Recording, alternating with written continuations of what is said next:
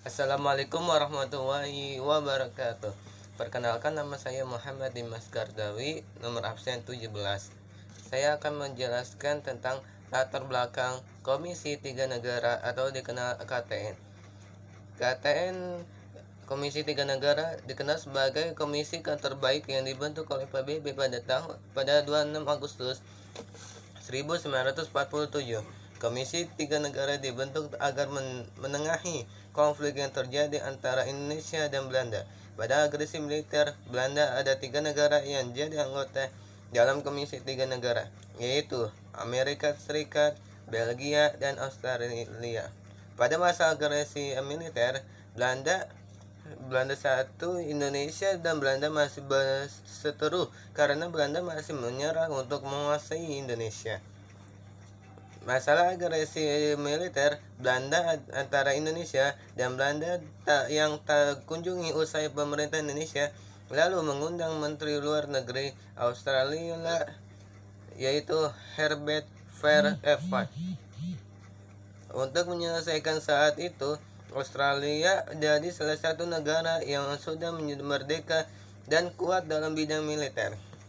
Sebagai bentuk bantuan Australia pada Indonesia, Evans membawa permasalahan ini kepada Dewan Keamanan PBB. Tindakan dari Evans mendapatkan dukungan dari Perdana Menteri Australia, yaitu Joseph Benedict Stilwell. Permasalahan ini lalu diterima oleh Dewan Keamanan PBB pada 30 Juli 1947. Lalu pada tanggal 25 Agustus 1947, Amerika Serikat juga memberi usulan berisi tawaran jasa, baik pada Indonesia dan Belanda. Isi tawaran ini merupakan dibentuknya komisi yang terdiri dari 3 anggota Dewan. 2 diantara dipilih oleh masing-masing pihak, dan anggota ketiga ditentukan oleh 2 anggota yang sudah terpilih. Saat itulah Komisi Tiga Negara terbentuk atau disebut dengan Komisi Terbaik, Good Office Committee. Saya Muhammad Saifullah. Saya berabsen 20. Dah. Assalamualaikum warahmatullahi wabarakatuh. Nama saya Muhammad Saifullah. Saya absen 20.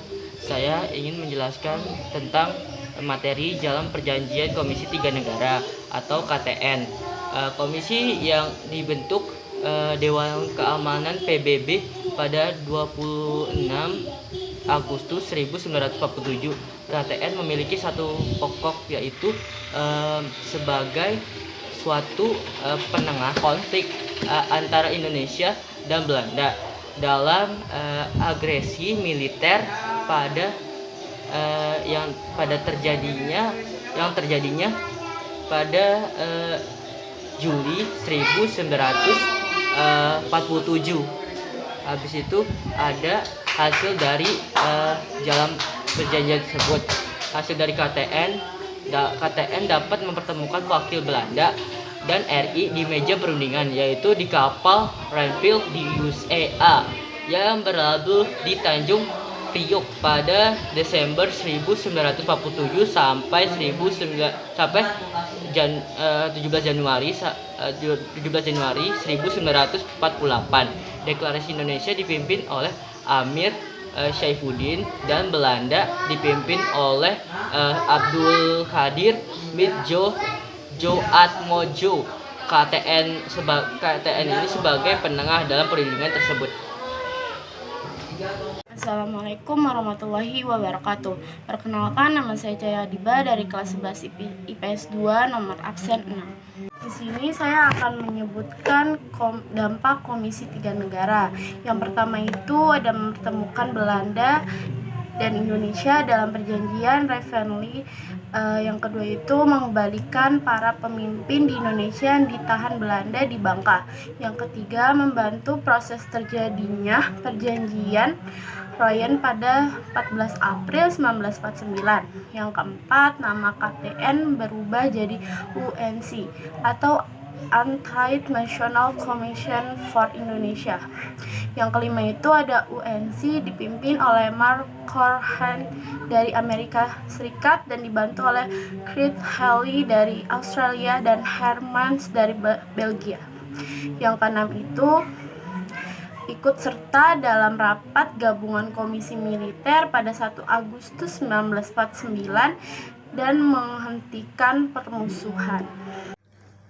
Saya akan menjelaskan tentang isi dari perjanjian Komisi Tiga Negara. Isi dari perjanjian Komisi Tiga Negara ini terbagi menjadi 3. Yang pertama, Belanda hanya mengakui Jawa Tengah, Yogyakarta, dan Sumatera sebagai bagian wilayah Republik Indonesia. Yang kedua, disetujui sebuah garis demarkasi yang memisahkan wilayah Indonesia dan daerah pendudukan Belanda. Yang ketiga, yang terakhir, TNI harus ditarik mundur dari daerah-daerah kantongnya di wilayah pendudukan di Jawa Barat dan Jawa Timur Indonesia di Yogyakarta. Sekian dari kelompok kami. Mohon maaf apabila ada kata-kata salah, dibukakan pintu maaf yang sebesar-besarnya. Wassalamualaikum warahmatullahi wabarakatuh.